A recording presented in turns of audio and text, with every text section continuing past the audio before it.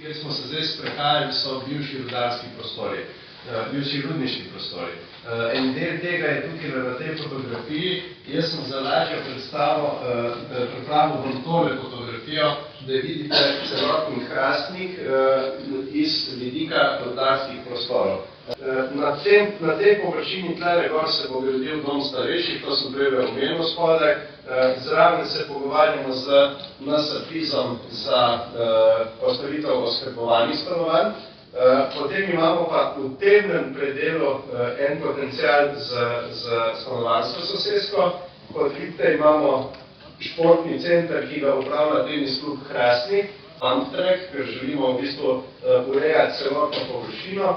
Vmes je bila tlele zgrajena povsem nova cesta, ki tudi vidimo.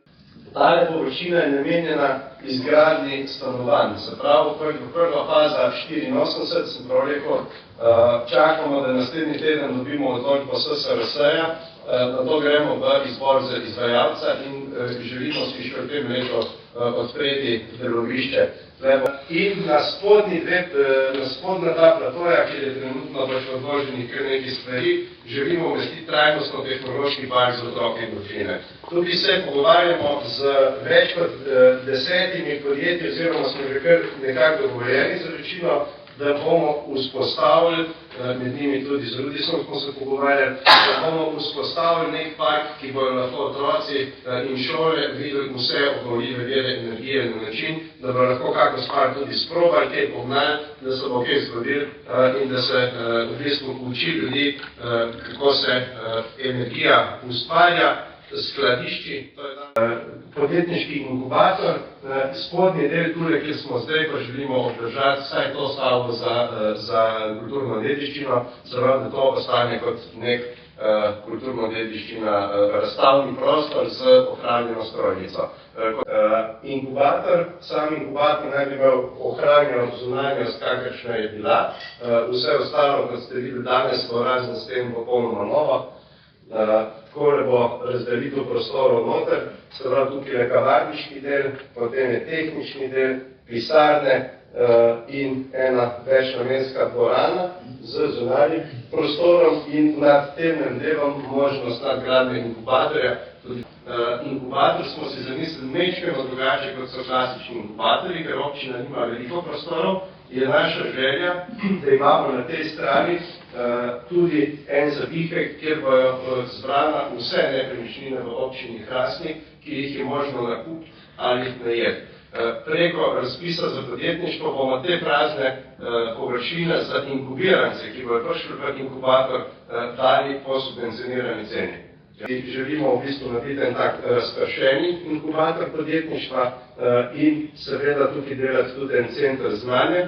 Zelo pomembna zadeva, se pravi v Hrastniku imamo največ osnovno šolo, srednje šole, fakultete in ti v regiji nimamo. Fakultete je dejstvo, da želimo, da na tem območju naredimo veliko na temo izobraževanja, povezovanja in združevanja. Ta temnem zadeve nismo še definirali dokončno, pogovarjamo se še za trajnostno-tehnološki park, kaj bi bilo dati za noter. Predvidevamo pa, da bomo za OPPN začeli še v tem letu in probali do konca naslednjega leta celotno območje urediti na način, kot je bilo narejeno. Vidite, smo detektirali 21 projektov, za vse iščemo evropske razpise in denar in neki z državo, neki z evropskimi razpisi, tako da pač imamo velike načrte.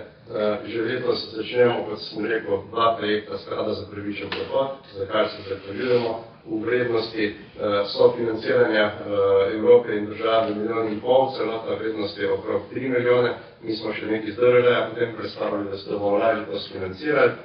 Približno nekje okrog 15 milijonov prva faza Resnice, 12 milijonov zdaj že vemo, slabih 12 milijonov dom starejših. To so projekti, ki se začnejo letos delati ali pa se že odvijajo. Že kar nekaj časa se poznamo, tako da nisem presenečen, da se življenje gotovo. Sem pa prijetno presenečen na vsemi projekti, ki so jih predstavili in na nek način navdušen, kako ne samo ti župani kot župani zastavijo pravzaprav zelo tesnenem prostoru, poskušate najti vsak košček prostora in v njega umestiti razvojno pomembno investicijo za celotno občino. Projektni razvoj tako vzpostaviti, da bo nekje v radiusu 30 km recimo imel človek kakovostno življenje tam, kjer je doma.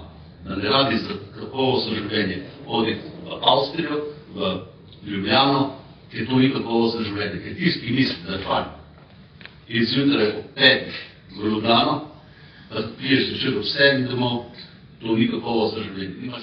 Jaz sem zdaj zadnje čase velikokrat v obeh premogovniških regijah, zdaj sem prišel iz Slovenija, danes sem tu in se bom še vračal, ker se mi zdi, da delate dobro in da rabite našo podporo in da jo boste imeli. V okviru teh razpisov, ki zdaj pripravljamo, jih je kar nekaj, ne samo iz kohezije, tudi iz integrale, za podjetniške inkubatorje in te stvari. Da vas pa v bistvu nekaj prosim, pa upozarjam na to, kar vse posod pove. Imejte projekte pripravljene. Ja, poglej, imamo zatjavljene demokratske zgodke in sredke. Moj kamarad Tine Gramačič je pisal, ki dal pojem, napišem, Tine Planeti, ki napisal, ne, ja, imaš tako in sami. Hvala.